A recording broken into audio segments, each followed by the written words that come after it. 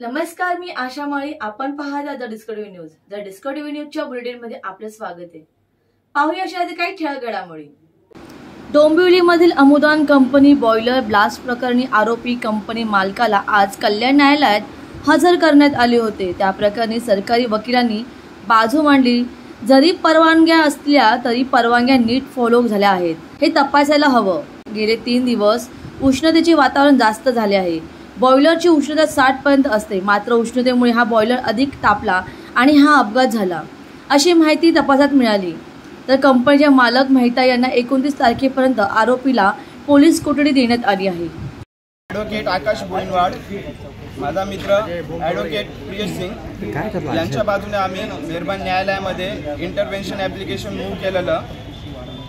आज या केसमध्ये पोलिसांनी पहिल्या आरोपीला अटक केली. आरोपीला अटक करून त्याला कोर्टामध्ये हजर करण्यात आलं. कोर्टामध्ये हजर करण्यात आल्याच्या नंतर पोलिसांनी 14 दिवसांची पोलीस कोठडी मागितली होती.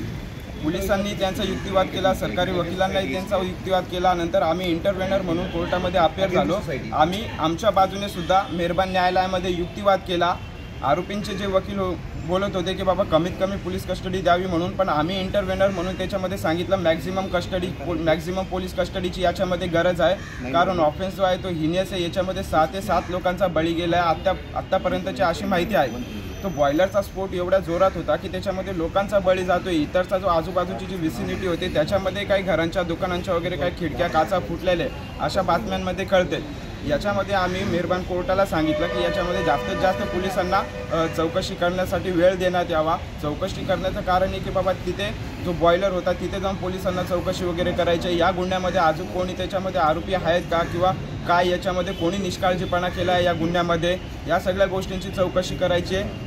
डिफेन्स साईडने सांगितलं की आम्ही परवानग्या घेतल्या आहेत म्हणून. कदाचित घेतल्याही असतील, मला माहीत नाही घेतल्या आहे का नाही त्यांनी परवानग्या, कदाचित घेतल्याही तरी असतील. परवानग्या घेतल्याच्या नंतर कंपनीमध्ये जे ॲक्च्युअल काम व्हायला पाहिजे होतं तसं काम झालं आहे का, हाही एक वादाचा मुद्दा आहे. जर एवढा स्फोट होते, त्यांचं म्हणणं होतं की 45-47 टेम्परेचर गेलेले सध्याच्या दिवसांमध्ये. मी पाठीमागच्या 2-3 दिवसांपासून टेम्परेचर ट्रॅक करतोय तर मला काय 39-40 पर्यंत टेम्परेचर दाखवतं आहे आमच्या कल्याणमधलं.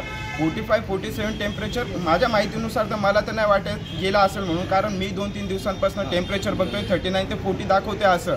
ठीक आहे, चालेल. जरी वेदरचं टेम्परेचर जास्त होतं आहे, पण त्यांचीवाली एक ड्युटी होती की आपल्या काही कंपनी आहे तिच्यामध्ये काही केमिकल्स वगैरे असतात, त्यांची जबाबदारी होती की त्यांनी सगळ्या गोष्टींचं प्रिकॉशन्स घेतलं पाहिजे होतं. जे म्हणजे योग्य ते मेंटेनन्स होतं कंपनीमध्ये करणं, बॉयलरसाठी वगैरे इतर ज्या काही गोष्टी असतील त्या नक्की त्यांनी योग्य ती काळजी घेतलेली का कंपनी चालवताना.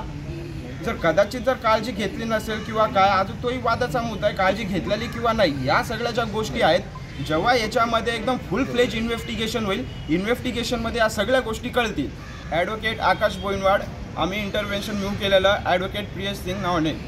त्याच्यामध्ये आम्ही आर्ग्युमेंट केली, सांगितलं का याच्यामध्ये सोसायटीच्या अगेन्स्टमध्ये ऑफेन्स झाला आहे, सोसायटीला लॉस झाला आहे, याच्यामध्ये काही इनोसंट व्यक्ती जे आहेत त्यांचावाला जीव गेला आहे याच्यामध्ये. म्हणून योग्य तो तपास होण्यासाठी पोलिसांना जास्तीत जास्त पोलीस कस्टडी मिळण्याची आवश्यकता आहे. म्हणून पोलिसांनी 14 दिवसांची मागितलेली, पण मेहरबान न्यायालयाने. The bureau report, discovery TV news. तर या होत्या डिस्कव्हरी न्यूज. तुम्हाला आमच्या संपर्काचा असल्यास स्क्रीनवर दिलेल्या क्रमांकाशी संपर्क साधू शकता, 93884040. तर वेळ झाली निरोप घेण्याची. उद्या पुन्हा भेटूया याच वेळेस. तोपर्यंत धन्यवाद.